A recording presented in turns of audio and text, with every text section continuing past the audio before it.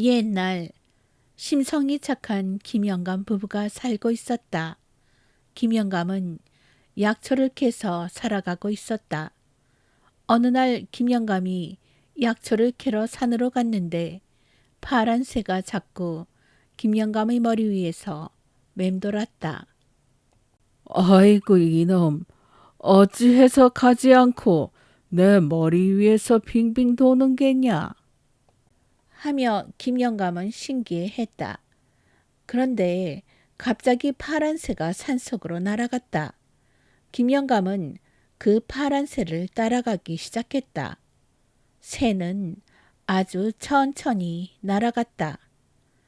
그렇게 산속 깊은 곳으로 가는 새를 계속 따라갔다. 그러다가 새는 멀리 날아가 버렸다. 아유, 새를 따라오느라 정신없이 걸었더니 목마르구나. 그때 눈앞에 샘물이 보였다. 김영감은 그 샘물을 몇 모금 마셨다. 그러자 왠지 기운이 나는 듯 했다. 집으로 돌아온 김영감을 본 아내는 니슈, 우리 집에는 무슨 일로? 했다. 김영감은 무슨 소린가? 나요, 나 영감. 아내가 그제야 자세히 보니 김영감의 젊을 적 모습이었다. 아니, 갑자기 어찌 젊어진 거요? 김영감은 파란 새를 따라가다 샘물을 마신 일을 이야기했다. 아유, 그게 젊어지는 샘물인가 보. 할멈도 마시고 우리 같이 젊어지세. 이렇게 하여 아내도 젊어지는 샘물을 마셔 둘은 함께 젊음을 되찾았다. 이 소문은 건넌 마을에 사는 욕심쟁이 황영감의 귀에도 들어갔다. 그는 그 비결을 알기 위해 김영감의 집으로 찾아왔다. 아니, 자네는 어떻게 이렇게 젊어진 게야? 내게도 그 비결을 알려주게. 황영감이 졸라대자 김영감은 그 셈에 대해 말해주었다. 황영감은 그 말을 듣자마자 샘으로 달려갔다. 그리고 젊어지고 싶은 욕심에 물을 계속 들이켰다. 그러자 황영감은 그만 갓난아기가 되고 말았다. 한편 김영감 부부는 황영감이 돌아오지 않자 걱정되어 그 샘으로 가보았다. 거기에는 황영감의 옷을 입은 갓난아기가 울고 있었다. 아마도 황영감이 샘물을 너무 많이 마셔서 갓난아기가 된 듯하오. 우리에게 아기가 없으니 데려다 키웁시다. 아내의 말에 김영감은 갓난아기가 된 황영감을 데려다 선우라는 이름을 지어주고 길렀다. 착하게 도우며 살아가라는 의미였다. 김영감은 선우가 황영감이라는 사실은 잊고 애지중지 길렀다. 선우는 여느 아기들처럼 자라났다. 선우는 김영감 내외의 심성을 닮아 착하게 자라났으나 단 하나 욕심이 좀 많았다. 김영감 내외는 그런 선우를 늘 타일렀지만 쉽게 고쳐지지 않았다. 선우가 5살이 된 어느 날이었다. 마을의 어느 집에서 돌잔치에 마을 사람들을 초대했다. 김영감 내외는 선우도 데리고 갔다. 오랜만에 맛있는 음식들을 먹고 있을 때 돌을 맞은 아기가 돌잡이를 했다. 아기의 앞에는 책과 붓, 엽전꾸러미 등이 놓여 있었다. 아유, 아기가 무엇을 잡을까? 붓이나 책을 잡으면 정승판서가 될 것이고 엽전을 잡으면 만석군이 될 텐데 말이야. 사람들은 아기가 무엇을 잡을지 기대하며 지켜보았다. 사람들이 지켜보는 가운데 아기는 엽전꾸러미를 덥석 잡았다. 그때 선우가 벼랑간. 저건 내 거야. 내가 가질 거야. 하고는 아기의 손에서 엽전꾸러미를 낚아챘다. 갑자기 엽전꾸러미를 뺏긴 아기는 서럽게 울어댔다. 당황한 김영감은 황급히 선의 손에 든 엽전꾸러미를 되찾아 다시 아기의 손에 쥐어주었다. 아기는 울음을 그쳤다. 선우야, 저 엽전은 아기가 돌잡이한 물건이다. 내 것이 아니다. 김영감은 엄하게 말했다. 선의 얼굴은 아직도 자기 것을 빼앗긴 듯한 억울한 표정이었지만 체념하고 고개를 끄덕였다. 그 일이 있고부터 선우는 남의 물건을 탐내는 행동을 하지 않았다. 선우가 이제 욕심을 내지 않네요. 잘 자라고 있어서 다행이에요.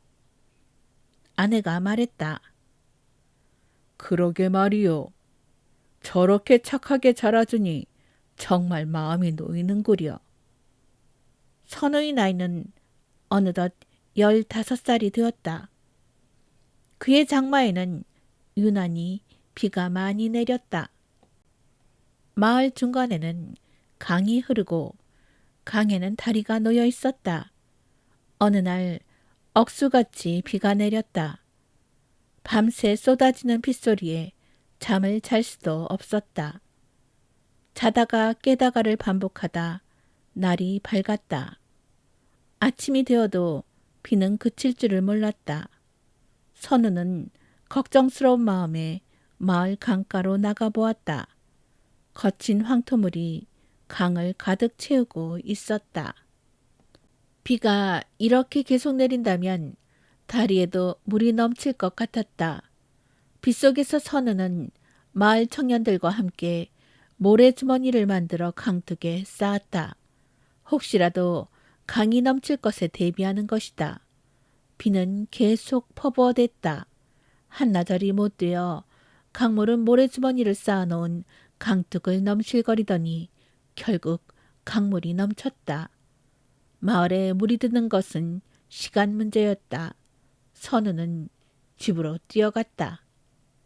어머니, 아버지, 어서 마을을 떠나야 해요. 곧 마을에 물이 밀려올 거예요. 빗속에서 선우는 소리쳤다. 마을에 물이 든 적은 없었는데 이게 무슨 일이라니? 김영감은 당황했다. 그럼 뭐라도 챙겨가야 하지 않겠니? 김영감의 아내는 옷가지라도 챙기려 했다. 어머니, 그럴 시간이 없어요. 강물이 이미 넘쳤어요. 곧 마을에 물이 들 거예요. 선우는 어서 나가자고 재촉했다. 급히 마을 다리로 가니 사람들이 몰려와 있었다. 다리는 이미 물이 차오르기 직전이었다. 사람들은 서둘러 다리를 건넜다. 선우네 가족이 아직 다리를 건너기 전 다리 위로 물이 넘실거리기 시작했다. 좀 더 물이 불어난다면 다리는 떠내려갈 것 같았다. 사람들이 모두 다리를 건너고 선우네와 두 가족만이 남았을 때였다. 다리는 위태해 보였다. 빨리 건너지 않는다면 다리는 떠내려갈 것 같았다. 선우는 부모님을 모시고 어서 건너고 싶었다. 어머니, 아버지, 어서 건너야 해요. 하며 부모님을 재촉해 서둘러 건너려고 했다. 그런데 나머지 한 가족의 갓난아기가 있었다.